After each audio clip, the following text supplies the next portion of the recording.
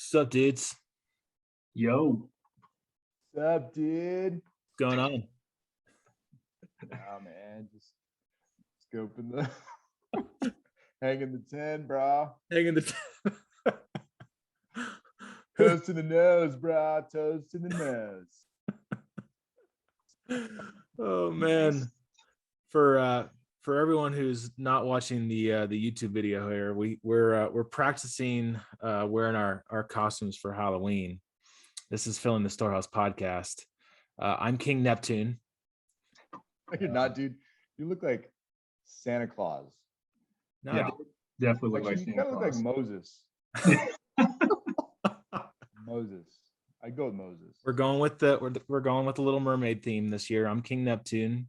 My daughter's gonna be Ariel, and then my wife is gonna be Flounder, and my son is gonna be the lobster. Sebastian, dude. He's a crab. Bastion. Yeah. Not a lobster, bro. He's a crab. Is he? Is he a crab or is he a lobster? He's a crab, dude. Michael. Pretty sure he's a crab. Yeah.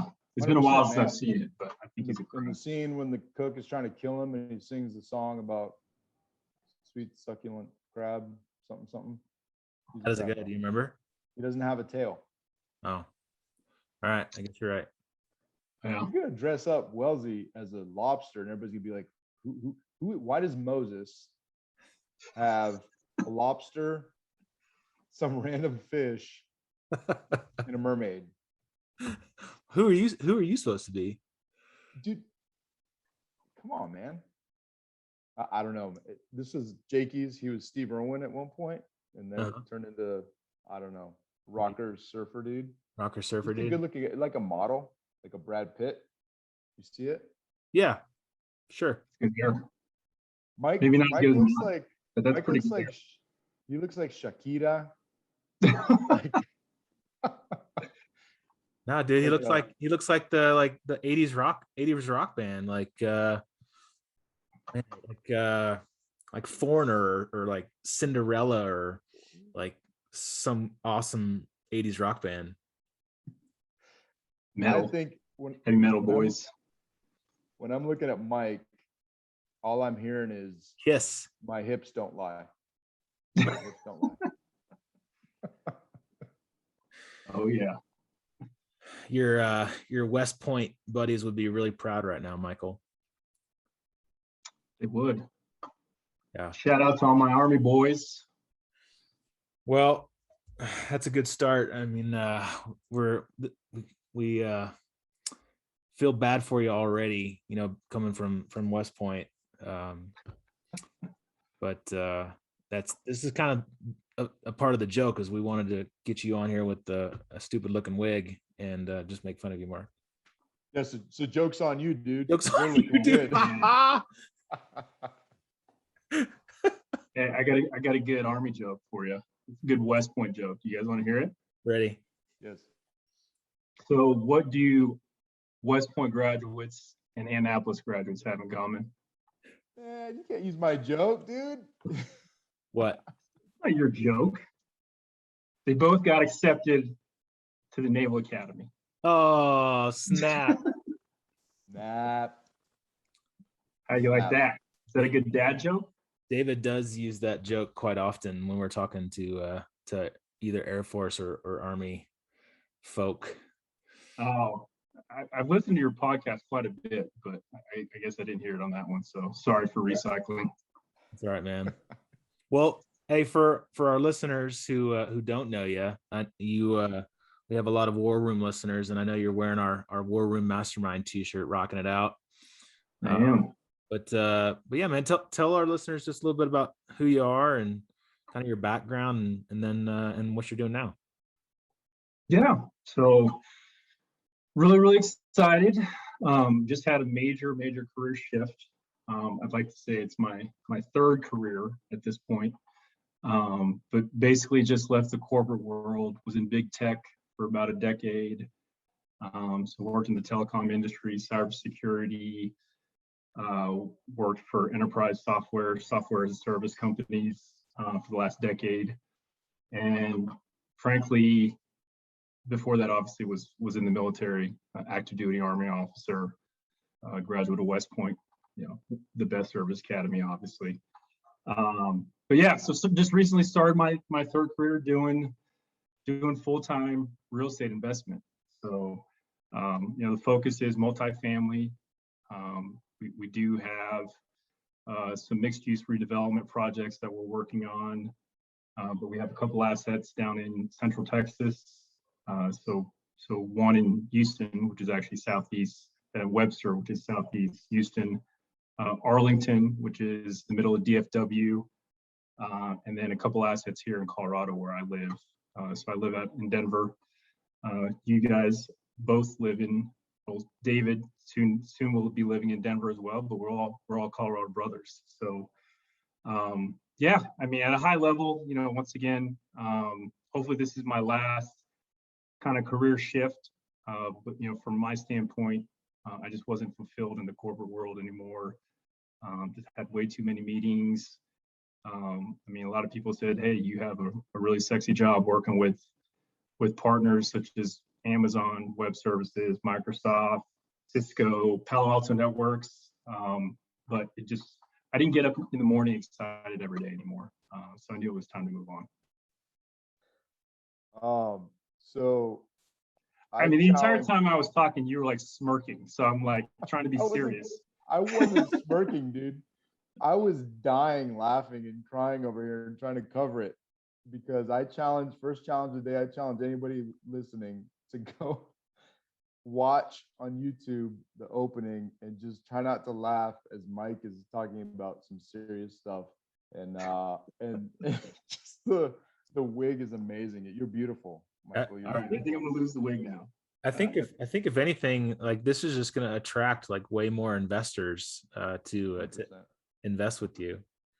100%, I agree. And hey, Mike, if you don't mind, can you also rewind a little bit and just tell us a little bit specifically about your military career? Yeah, so in the military, my undergraduate degree at West Point was in management information systems, and so I knew I wanted to use my degree in whatever I did in the military. So I picked, I ended up being a signal nerd. Do a little bit of cybersecurity. But I also knew that I wanted to do combat arms and get some of that leadership training, the leadership aspect of being a platoon leader, at a maneuver unit. So I ended up going to 3rd ACR, 3rd Armored Cavalry Regiment here in Colorado, out of Fort Carson, and was in 3rd ACR. I don't know if you guys have heard of General H.R. McMaster, but he was a regimental commander of the 3rd ACR when I was there as a platoon leader. At one point during my second deployment to Iraq, I was his convoy security detachment commander. So I was running convoys all around Iraq, from Tal Afar to Mosul to Baghdad. But yeah, it was some crazy times in Iraq from 03 to 06 when I went there a couple different times. And then technically I'm still in. I'm a reservist. I have about 18 and a half years in. My most recent job was assistant branch chief for the cyber intel group at NORTHCOM, where effectively, we were the intelligence arm for the Joint Cyber Center at NORTHCOM. So any sort of intelligence requirements around elections, obviously, adversary threats from nation states. We provided intel around that. But I recently left that and am now an instructor, for what's called ILE, Intermediate Leaders Education. But basically, in order to get promoted from major, which is kind of midfield career within the Army, to lieutenant colonel, you have to take a required course. And so I'm an instructor for that. And this module I'm teaching leadership. And so I get to talk about developing, changing organizations, organizational behavior. It's just a great way for me to give back to the Army, because the Army's been great to me for the last almost 2 decades. That's awesome, man. And what? so you were in the corporate world. So you went reserves, and then you started doing the corporate gig. And what kind of made you decide to get into real estate as well on the side, besides just the the Army Reserves and the corporate stuff going on? Yeah, so my first foray into real estate was really during grad school. And I went to grad school in 2008. I mean, just like a lot of folks coming off of active duty, I knew I wanted to get some business fundamentals, get an MBA. So I did that. And I was like, well, let me go ahead and buy a rental property in Boulder. So I ended up buying a condo that was half-mile away from University of Colorado at Boulder. Knew as I was going to be able to get rented to students. But I guess one thing I didn't think about, and I read Rich Dad Poor Dad just like everybody else. And for some reason, I guess I just didn't internalize a lot of the tenants from it, because effectively I bought a rental property, great location, can't deny that. But I also bought a rental property that had close to a $400 HOA, right? And so effectively, once I graduated and decided to turn it into a rental, we weren't cash flowing. We were effectively losing a couple $100 a month, which, in the grand scheme of things wasn't bad. But I also didn't think about management of it, right? So we were self-managing it. My wife and I had a newborn at the time. And we were effectively pregnant with our second child, and she was managing this rental that had students in it. And I mean, they were calling us for stupid reasons, like changing light bulbs, or there were spider webs in the corner that, they wanted us to clean. And we were like, come on, like, this is not what we expected from, our kind of real estate journey. So effectively we ended up selling it. We did use the first time home buyer credit to buy it. We sold it before we owned it for 3 years, so effectively had to pay the first time home buyer credit back, which was unfortunate. But good lesson learned there. And so it kind of soured us a little bit on real estate.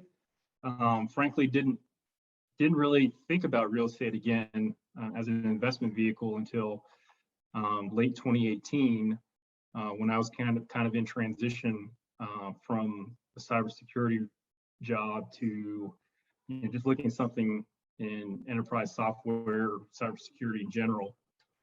But effectively I was at a company that was supposed to go public within 12 to 18 months of me being there. It missed a quarter. They missed their quarterly numbers, completely out of my control. My team was doing great. We ended up getting bought by a private equity firm that was known in the industry for getting rid of business development organizations, which is what I led. And yeah, I mean, after we got acquired 8 months later, even after getting bumped with a ton of equity, my team was let go. We were effectively riffed, reduction in force. And so for me at that point, I was like, you know what? I never want to be in the situation again where, I'm dependent on a W-2 or a paycheck every 2 weeks. And so started looking for avenues for passive income, started, talking to my network. And, a friend of mine, had been investing in some small multifamily here in Colorado and had done really well, had turned a couple quads and did really well. And so effectively I ended up getting in on his third deal. We bought a 12 unit in West Denver, and that ended up doing really well. Effectively got bought out of that last year. And yeah, I mean, because I'm originally from Texas, have investors, family, friends in Texas that are interested in continuing to invest in Texas. And so now looking to expand the footprint, but looking to expand in DFW and Central Texas. Yeah, that's awesome. And so you had, I guess you had a couple of different things going on. You had this, I don't know if it was a passion or not. I don't know if the cyber stuff is necessarily a passion of yours, but it seems like it's definitely an interest. But you were doing corporate world and recognize that you wanted something different, or at least something to supplement and not be in a position of vulnerability within the corporate world. So started doing the real estate thing, building that out, and that's providing an additional source of income. And then now, what are you doing now? Yeah, so I'm a COO and managing partner for Redeem Investments, and it was a private investment firm that was founded by another West Pointer. He graduated a couple years before I did. It was pretty serendipitous how we met. We didn't know each other back in school. I knew I wanted to leverage my network to find potential partners in Texas, and so that led me to utilizing the West Point real estate network to find a few guys that were owners, operators down there. And once again, when I say serendipitous, our wives ended up knowing each other before we did. They were both influencers within the lactation consulting space. So they both helped new moms breastfeed. They were Instagram, Facebook friends. They had never met each other in person, but just a lot of commonality between the two of us, right? And so when you're looking for partners, obviously you want to make sure that you know, trust, like one another. But you also know that the bad apples pretty quick with regards to other service academy guys. For every 100 people, I'd say 99 are really good, and you'd love to do business with them or be friends, keep them in your circle. You can tell pretty quick. And so, yeah, I knew right from the get-go that this was a guy that I wanted to have a long-term relationship with.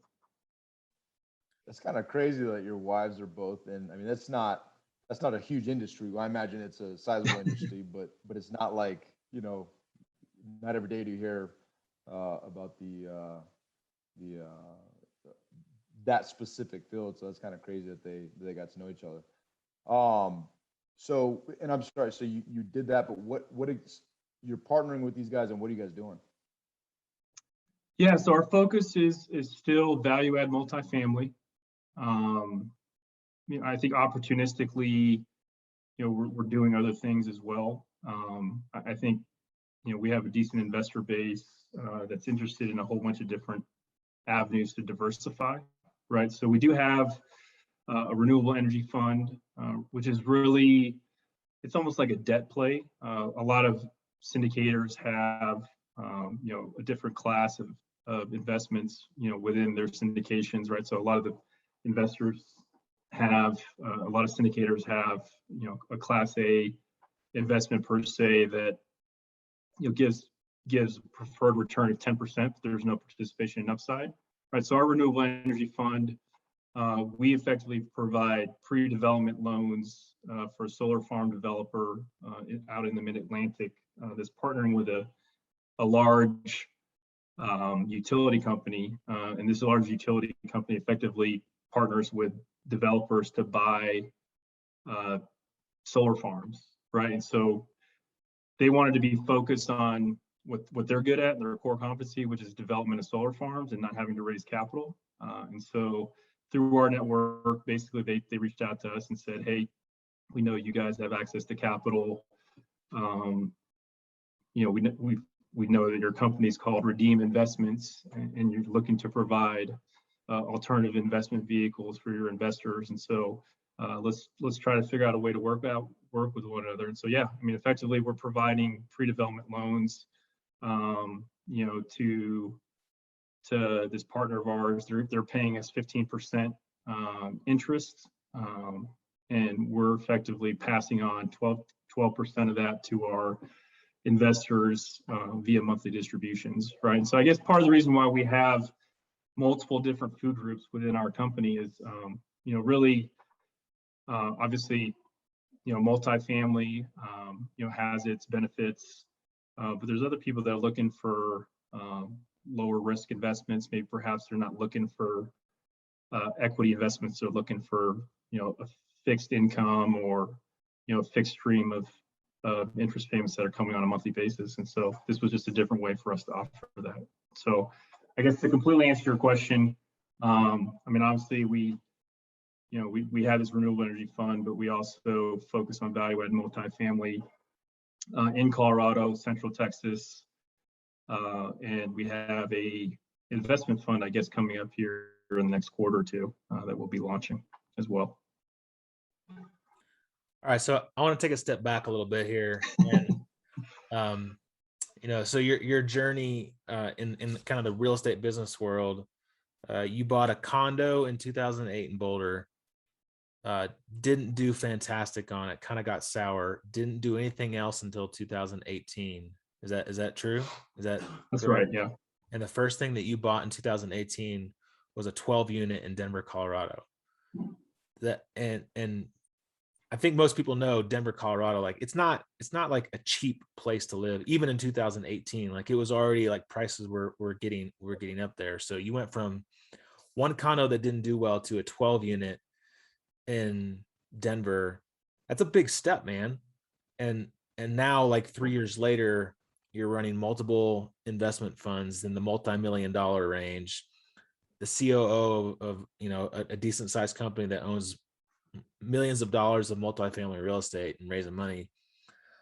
So how does like from a mindset perspective, like how does someone go from one bad deal in Boulder on a condo to buying multi-million-dollar properties, raising money, and leaving your W-2 job in like 3 years? Like that's pretty powerful, dude. If you think about it.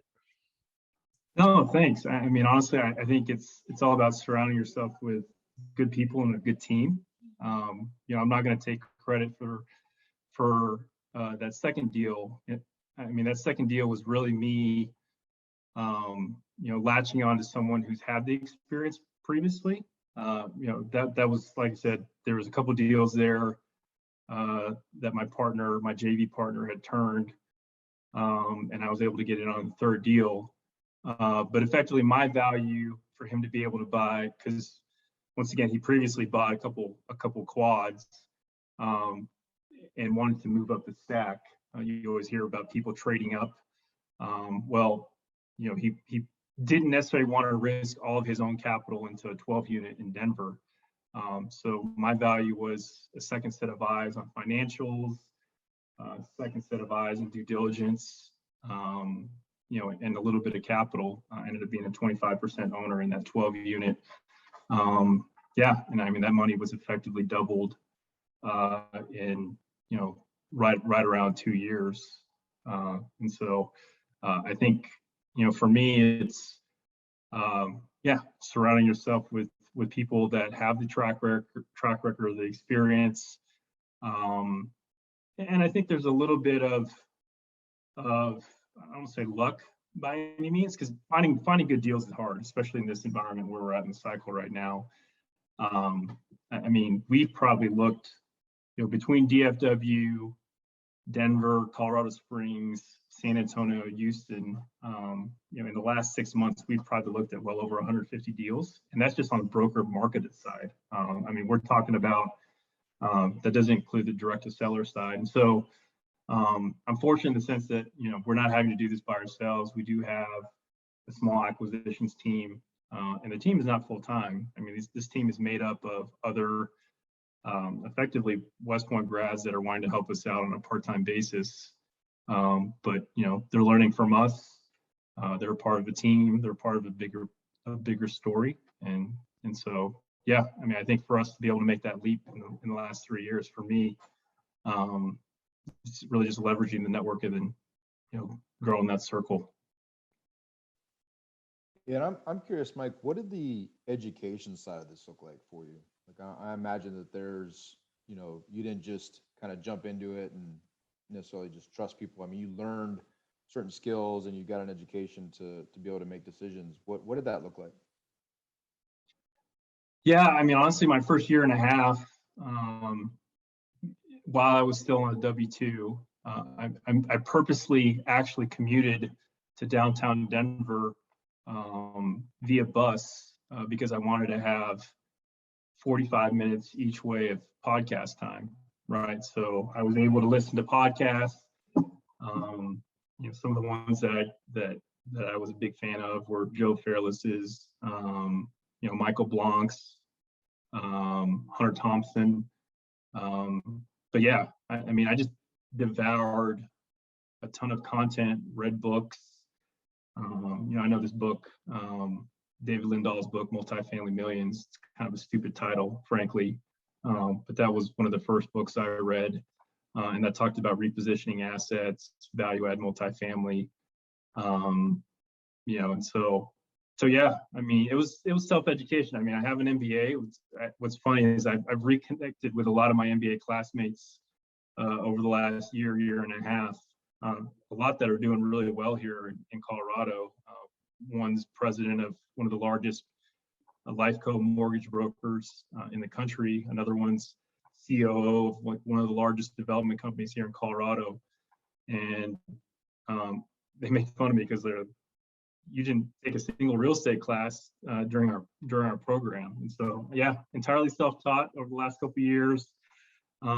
But I go back to the fact that, my time in the corporate world, I was, corporate development guy, finance, did deals, business operations. So all that's completely applicable to the real estate world. I mean, real estate's, really not that hard. I mean, it's a lot of numbers, but, some of the stuff and metrics that we look at on the real estate side, pale in comparison to like what I had to look at when I was doing deals, M&A work in the corporate world. Yeah, and really the reason that I asked the question is to show our listeners that you can, there are paths to achieving this, this awesomeness that you're at right now, right? Like you just scaled significantly, went from a sucky deal, sat on it for 10 years. Well, you sat on real estate on the sideline for 10 years and jumped in both feet, and the self-education piece, you didn't have to go pay a ton of money for, classes. You didn't have to go back to school. You were able to achieve these things while kind of side hustling and networking and really just taking action. And that's really what I wanted to highlight is that anybody could do it, right? You just have to do it. And I love that. And I love that you're doing it and how you went about going. And as you know, and you can attest, and it's obvious through what you've experienced, is once you start doing it, those opportunities grow and grow and grow, right? You don't even know what you don't know. And then people start recognizing your name because of a deal, and other opportunities open themselves to you. So I'm kind of curious, you said you kind of just started surrounding yourself with a lot of, people that are in the space and surrounding yourself with the right people. And I'm asking this because I'm kind of on the lookout for a new partner, and new best friend too. So I know you're already Dave, he's already in the running for new best friend. We've been hanging out, like, we've been mountain biking and we're gonna go snowboarding, so but I mean, he said you're a nub, dude. We were just talking the other day and he said, Stu keeps calling me, and we were kind of commiserating. He's like, do you have the same experience? Like you just like a Klingon. Michael, I'm curious, like what do you look for, like in partnerships? Because you started with a partnership in the 12 unit. You've done some deals with other people, and now you're the COO. But basically, it's another partnership, and you're raising money from people. I'm just curious, kind of like what do you have a checklist of what to look for, and like what kind of says yes to you on starting a partnership, and how do you kind of dive into that? Yeah, I think my first partnership, we were good friends, still are friends. But I think the one thing that we didn't talk about was kind of long-term vision. What did we want as individuals, but then what do we want for the business itself, right? And so as we started to have more discussions, it became obvious to me, that we just wanted different things. And I talked a little bit about the expansion of Texas. That was one area. For me, I don't necessarily, need to have a multi-billion-dollar company or anything like that, but I also don't necessarily want a lifestyle business, right? And I've always been an entrepreneur, have entrepreneurship in my blood. My parents, they immigrated here, in their early 20s from the Philippines, and they owned. At peak, they owned like 4 or 5 gas stations, Exxon stations at once, and then that started to become too stressful for them, and so then they ended up going to the used car business. But for me, I saw that growing up. and just saw how hard they worked. And for me, I have no problem working hard by any means, but there needs to be a level of fulfillment there. And David, I know you asked a little bit earlier about cybersecurity. I mean, for me, part of why I made the transition from like telecom to cybersecurity, and why I was interested in that was, in the cyber world, I felt like I was fighting bad guys, and still do to a degree. But in the function I was in, I wasn't necessarily fighting bad guys. I was, doing businessy type stuff and trying to make another cybersecurity company as much money as possible, right? So for me, that wasn't of service. And so yeah, I think there just needs to be great alignment on core values and alignment on long-term vision. And I think once you have that, then yeah, I mean, really the sky's the limit. I'm firmly rooted in, kind of the integrator role. My partner's a visionary. And for folks that aren't familiar with Wickman's book, Rocket Fuel. But yeah, I mean, effectively that topic and that concept was introduced in Traction, but it goes into a little bit more depth in Rocket Fuel. And frankly, yeah, I mean, I think if you can find that partnership where you have the right people in the right seats, that's really going to help you take off.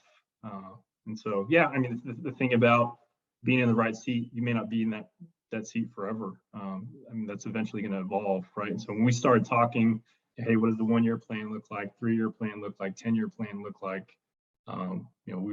We were in alignment all the way through 10 years plus. And so that was nice. Yeah, I think you're hitting on a huge point there, Mike, because, this is Stu and I spent a ton of time and even money and resources talking about and kind of exploring this. Most recently we went to a Life and Air conference together at their Get a Life Getaway. And really the intent with that whole conference is to build a life vision. And so for us individually, very important time spent to figure out our own personal life visions, but also being business partners, our life visions have to, at some point they have to intertwine, right? Or else that partnership is somewhat superficial and there's not really, how can you, look ahead a decade if you can't agree on just some basic fundamentals, whether it's family, business, or whatever it may be. And so we do these things, and I just want to hit this point because I think it's so important. But we have 100% ability and control over who we hang out with. And I think when we develop partnerships, a lot of times we're like, wow, this guy and I, we drink beer together and like we laugh a lot. So great business partner. Well, no, I don't think so, right? You have to really dig deep and go and ask those hard questions. And I love how you hit on that, I mean, you have to be, it's like a marriage. You have to be willing to say, okay, what are our 10-year goals, 5-year goals, 3-year goals, 1-year goals? Do they align? Do we agree on important things that are, if faith is important to me, is important to you?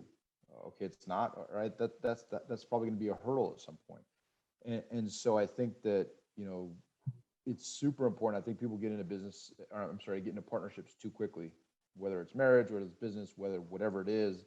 And then you realize, you wake up one day and you're like, man, the honeymoon's over. And and that's where Stu and I are kind of right now. Like, we don't really want to be best friends and we don't really care for each other. And so, we'd really like to figure that out. But all joking aside, I think that's the true reality of it is, being able to be honest and open and to pick partners and be very, very judicious with how you're picking and take some time to do that. Because I think, even with you, like, we love you, you love me, you tolerate Stu, but we're talking about doing deals in the future, but we need to like sit down and actually hash this stuff out, right? You don't just jump into it, you hash these things out. And I really appreciate you sharing just how that can go sideways a bit, but also how it can create the process can create an awesome partnership, which I think is really important. Yeah, and we've seen it, just in our mastermind group and in the war room. Guys are you kind of just naturally, especially if it's in an environment where you immediately inherently trust people because of just the military veteran background, and so like there's that trust, right? And so, hey, let's be a partner together. Let's go do a deal together.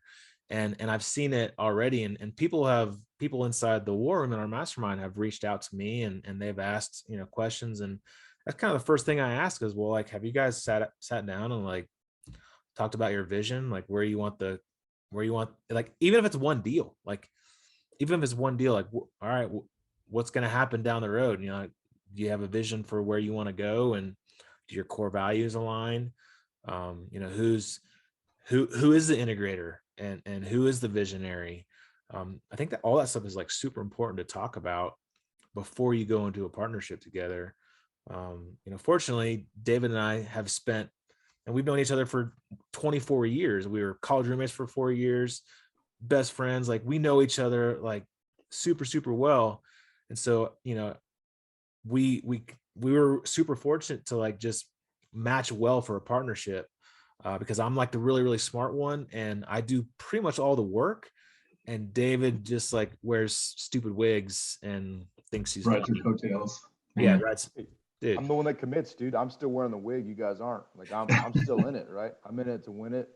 And Stu has a lack of intestinal fortitude, and also, like, look at his face, dude. How are we selling a house with that face? Right? Like, we're not Yeah. selling anything, dude. I Thing you're selling with that face is radio ads and masks. That's it. King Neptune costumes. Can't even wear that thing for like 15 minutes. The thing was itchy, man. I don't know if I'm gonna go trick-or-treating in that thing. Yeah, there's no real inherent question there, but I do think I just want to express and kind of anchor on it for a couple minutes, just the fact that, you highlighted it. And I do think we jump into partnerships. I mean, and everybody's susceptible to it. Stu and I are thinking about some other things that we're looking at doing down the line, and like, hey, should we open this as a partnership? And, it's such an important question. And I think the answer, honestly, I think when you start thinking about partnerships and you ask that question, should this be a partnership? I think the first answer should be no. I think it's no, and then you find the yes, because it forces you to, and I'd be curious, have you and your current business partner, have you talked about, like, if things go wrong, if you disagree, like, have you set time aside to actually discuss, like, okay, say another opportunity comes up, like, how are we do you guys spend time asking each other those questions? What's funny is we've started the discussion a couple of different times, but we've never really finished it. Right. So I don't know if it's kicking the can down the road, or if the fact that, we just know we mesh so well with one another that, like, we're working on the current priorities, which I think that's frankly it, which is, hey, that's not necessarily terminating the relationship or the partnership isn't ever really going to be a priority. But at the same time, I mean, yeah, we've had conversations with, I guess, some important people in our network that are like, hey, you guys need to have buy-sell agreements, that are ironclad, that describe every single scenario with regards to you guys cutting ties. Because, I mean, real estate, let's be honest. I mean, it's not hey, let's just partner for a quarter or two. I mean, hold periods can be up to 10 years, right? And so, yeah, it really is like a marriage. And so, I mean, yeah, I think that's just certainly, a good reminder for us that that's something that we probably need to close the loop on. Yeah, man. Another kind of question that is on the front of David and my mind is just this transition away from this W-2 income, leaving a safe job where you're getting a paycheck every 2 weeks, to going out on your own, and as maybe successful as you've been so far, it's still like, dude, I'm nervous. I'll be brutally honest, and I feel like we're set up pretty well right now, but I'm still nervous about leaving a guaranteed paycheck every 2 weeks. And I'm assuming you have, we obviously went through that. I'm curious, just like what was going through your mind, and how did you kind of jump through that to get where you are now?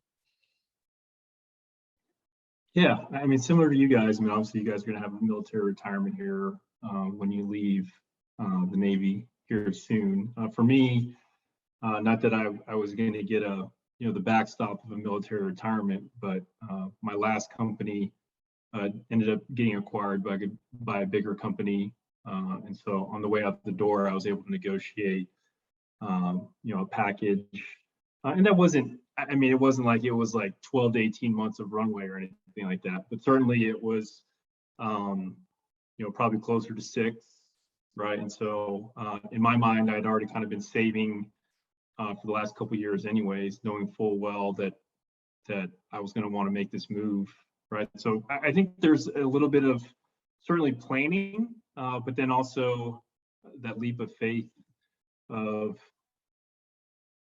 just trusting the fact that you're going to be successful, right? So there wasn't any sort of doubt in my mind that anyone was ever going to outwork me, or I was going to perhaps fail at this next move, because I've done the homework, I've put in the time, I've put in, the effort, networking, and surrounding myself with the right people. So I think, my son, for some reason, like, even though I haven't been in combat or deployed in forever, he was still to this day, like, asked me, like, hey, were you ever scared when you were in combat? And frankly, my answer is always, I trusted the guys on my left and my right. And yeah, I mean, I never at any point was not confident that we would be successful in our mission. So yeah, I mean, it's still kind of the same way with, I guess that's just the approach I feel now, very confident in. I've done all the right things and set myself up for the right conditions to be successful. I love that. I love how I love the confidence, but I think it's also a mindset that you choose to, people wake up and man, I'll tell you, it's not hard if you look around to find some negative people. It's not hard at all. And, and it was so apparent even with the travel woes. I was part of the whole Southwest reorg of flights and kicking people out. And I'll tell you, initially I was annoyed because I was like, man, I'm sitting in this airport forever. And you see these people around you, they're so angry and they're yelling at the poor lady behind the counter. And I went up and it was just nice. I'm like, look, my family's here. My kids are here. If you need somebody to help you out, let me know. And to make your day a little bit easier. And she's like, thank you. Here's $1,300 of vouchers. Just go. And so I went home, and dude, I woke up the next morning. My kids weren't expecting me. My boys run in the room. They jump on me and snuggle. Like you can find positive in everything, right? But I ended up at the airport for 7 hours, 8 hours, and it could have been terrible. And so you can look around and just find the negativity. But I love how just that self-confidence, it's not arrogance. It's just saying, I'm going to do whatever it takes to crush it and make it happen. And so, I love that. And I think our transitioning members need a little bit of that. And I think that you highlighted it's a choice, right? I imagine it's not something that it's something that you have developed over time. And I appreciate you sharing that. I think it's rad. So, and I have no doubt, which is why when I get back to Colorado, I think you and I are going to probably, be best friends. Right? Be best friends. We'll just shove it out of the way. Yeah. Bogus. Hey, I'm curious what your daily routine looks like, because that's another thing that I'm kind of starting to realize is leaving a W-2 job where you have, in the military, you're there first thing in the morning, you have requirements, you have meetings, you're there pretty much like 7 to 4 every day, 8 to 5, whatever that is. You kind of have set schedules already planned for you. Was there a transition there for you, like creating your own schedule and holding yourself basically accountable to kind of setting your own plan now? And I see that as also a little bit of a challenge. Yeah, I mean, a couple months ago, I read the book Indistractable, and I like a lot of concepts and tenets from that.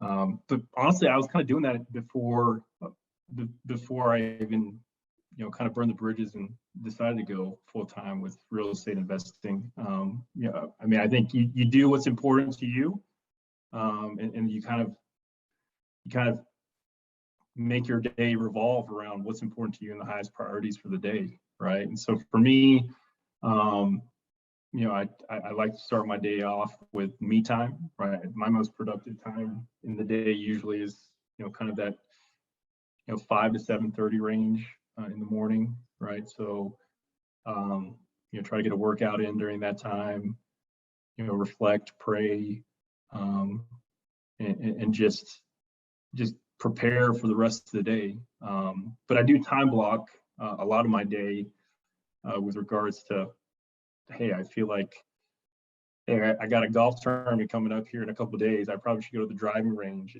and hit balls for like 45 minutes so I don't look like an idiot. I've done that before, right? So, yeah, I mean, to a degree, the nice thing is, when you were in the corporate world and everybody at the company had access to your calendar, they could just put meetings on your calendar whenever there was open space or white space. Now I'm in complete control of my calendar. And, frankly, I try to avoid meetings unless I feel like they're worthwhile. But, I feel like right now I'm working pretty hard, but at the same time, I don't feel like it's work. And so, yeah, it's interesting because, my wife is an entrepreneur. I watch her schedule's dictated a lot by, clients and people coming in for consults. For me, if I prioritize a coffee or a lunch or meeting one-on-one with a potential investor or, someone I want to learn from, I mean, that's what I prioritize are really the relationships. Yeah, dude, I love that. I was actually, I'm gonna cut you off, David, because it's fresh on my mind. I was listening to a podcast and I posted this on our Facebook group page for this podcast. And it was Jesse Itzler. You guys know Jesse Itzler. He was talking about like his kind of daily routines. And one of the things he said was he's basically like, I don't play life on defense. I play offense with my life. I don't let other people dictate my schedule. He's like, I plan out, like my wife and I sit down like November timeframe. We plan out the entire year. He's like, I plan out my big races, my big like events that I want to do, my speaking events. If I'm writing a book, I plan that out. We plan out kids' vacations, kids' soccer, like, and we plan it all out. Like we plan out year, month, week. And he said, every single night I sit down and I plan out the next day. And, that takes time and that takes discipline, but man, how awesome is that to like just play offense on your life and dictate everything and don't let anybody else, dictate how you're living. So it got me really excited about, kind of that's what I really like about the real estate world, the entrepreneur world, leaving a W-2 income. I think that's pretty cool. David, now you can talk. You can say something. That is Awesome. Cool. And that's one of the things too. And Mike, you and I were talking about this, I think yesterday. One of the things that I love about the Life and Air group is that, it's basically a reverse calendar, right? You take all your priorities. And so I'm used to scheduling out my day and all my meetings and all that stuff. And then I have white space. And white space is the time that I can, whatever, that's where I fit in the things that may be important to me. Well, the concept of taking control of your calendar and you fill in everything that's important to you, and now your white space is the time that you have to work, to quote unquote work. And I just love that idea that playing offense in that context is prioritizing things that are most important, backwards planning from that, and then figuring out, okay, here's the rest of the time that I need to do the things that I need to do. So I love that. Mike, what does your future look like, dude? What's Mike E gonna do in the future? Yeah, I think for us, certainly we want to scale pretty significantly over the next handful of years. What does that mean, scaling significantly? I think for us, that's really increasing our footprint in Texas. perhaps here in Colorado as well, although Colorado's kind of expensive at this point. But continuing to find value add multifamily deals. But then, I mean, I guess I joked earlier about like, this is my third career and probably my last. But I want to be able to like give back and do more philanthropic work. And, so I love what you guys are doing at Storehouse with regards to the Exodus Road and, finding some other organizations to be able to help out with. What's funny is Christian, my partner, and our wives, them being lactation consultants, they're talking about, opening up a breastfeeding clinic in Africa, to help moms breastfeed over there, right? And so, I mean, I think part of it also obviously is wealth building and, trying to get to the point where we do have that time freedom and financial freedom, but then building, like I said, that capital to really move to, a different bucket of our lives where, we can do work that's of service, serving God, serving others, so yeah, I think the fact if I can accelerate, doing more service and doing more good, I think for us that's probably the biggest priority. I mean, I certainly see real estate as part of it, but that isn't the long-term vision. The long-term vision is, raising my kids, being a good father, being a present father. My son talks about wanting to be a professional baseball player someday, so hopefully I can help enable that dream. But I mean, I think it's that holistic life for sure. Like I don't want to just have, my salary, my net worth, my title. None of that really matters. I mean, it's more, hey, am I doing good and doing something of service for the community? That's awesome. Thanks for sharing that. Appreciate it. One thing he's gonna be doing is mountain biking and snowboarding with Stu and David. I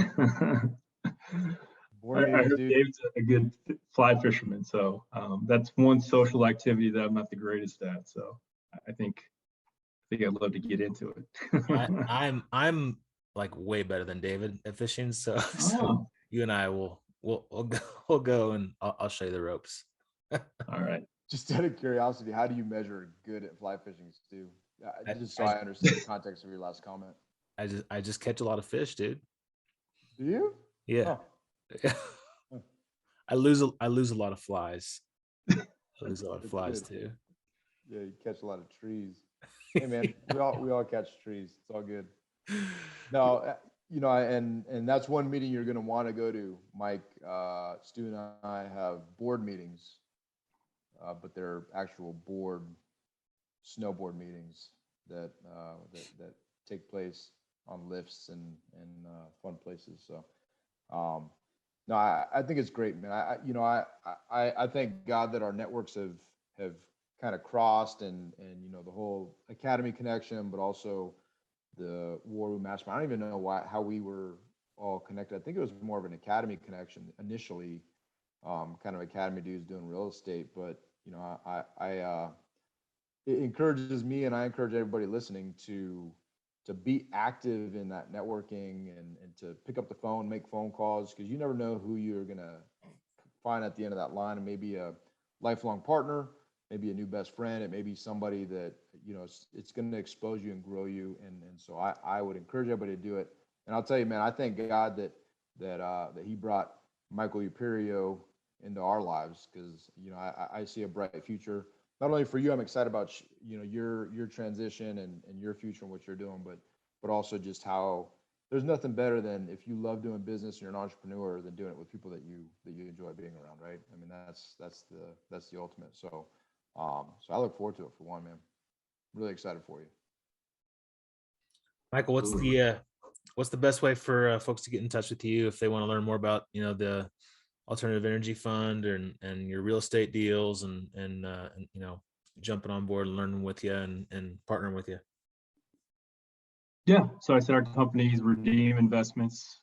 Just reach out to me via email, Michael@redeeminvestments.com. And so, yeah, would love to interact with any of your listeners, to be honest. You know, I like giving back to the community and just having discussions about real estate or life in general, right? So, I mean, we jumped all over during the course of our conversation today. But I mean, if anything, I certainly feel like I have a lot of insight to offer with regards to any sort of questions that people may have around real estate, making a transition out of the military, leaving a W-2, all that. So happy to be of service to anybody. Awesome, brother. Yeah.